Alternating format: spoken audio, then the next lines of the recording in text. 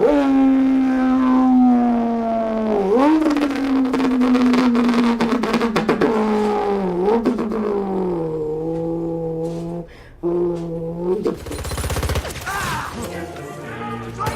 World War II came to a close in 1945, the American troops returned home from deployment across seas. As the population returned back to its original size, the jobs left by the men going off to war were once again filled and the economy began to grow. The economy did not experience a major growth until after a couple generations, after the men missing their ladies came back and continued on with life and the chain of life, if you know what I mean. This new generation, known as the baby boomers, caused a mass growth in population and the American economy experienced a huge growth. This growth opened the way for many car companies to get a foot in the door of the American market, and the structure of car marketing was utterly changed. Car companies began buying other car companies. New models and trims started popping up as company design influence mixed and mingled with other companies.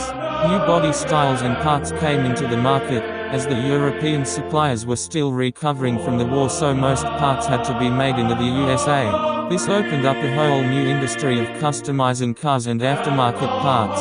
The most famous business ever created from this new movement was probably Shelby Motors, a small company started by Carroll Shelby that originally made beefier racing engines, shocks, wheels, and bodies. This company was bought by Ford Motors, and to this day they still upgrade and trick out the Ford Mustang, which was originally marketed to women at the start of the women's rights movement in 1965, and the Ford Raptor for Ford Motors. With new jobs and lots of money, many car companies began to expand. They began purchasing other car companies and marketing centers. But unlike previous years, when a company purchased another company, the purchased company kept their name. This marketing technique was inspired by the Japanese car companies that did this to create a sense of choice and extra options, which appealed to car buyers then and boosted profits. A famous example of this was the company General Motors. They bought the companies Buick, Chevrolet, Cadillac, Pontiac, and Oldsmobile, all of which to this day kept their original names, except Oldsmobile, who went out of business in 2004. Also, with the economy growth, Americans found themselves with free time and extra money. With this extra time and money, Americans began investing in nicer, faster cars, and of course when you're having something nice you want to show it off. Car shows and events began to become popular, and the 50s and 60s were when car culture first notably increased. But some people wanted to prove just who had the best car, and track and road racing was born as a result.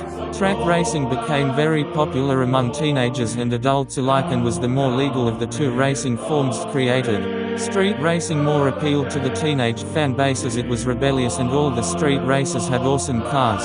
These two forms of racing appeared in the late 50s and early 60s, before NASCAR was a thing. This new surge in interest to racing and speed led to the creation of the muscle car, a concept new to the automotive industry. Before the 70s, most cars were slow, big, blocky family cars. So the new sleek, lowered, fast muscle car was a new idea that many new drivers liked. The marketing of the convertible top car in 1955, coupled with the new, long-hooded muscle body, created a brand new culture of motorism, and many people began collecting cars and driving for fun, a concept new to the world. The smooth roads and urbanized America offered the perfect setting for a smooth drive in your lowered Corvette, unlike the rocky and rough terrains of Soviet Russia and other eastern countries. The start of the 70s brought about a whole new racing form, the fast, furious, and dangerous racing form dubbed as rallycross, or rally racing, created a market desire for small, nimble, sedans, and this eventually led to the creation of the hatchback in 1980. This change in car culture and racing styles over the years from the 50s, has affected cars in America today and how marketing and sales of cars operates in modern America. And that concludes this episode on post-World War II cars of America. Stay tuned.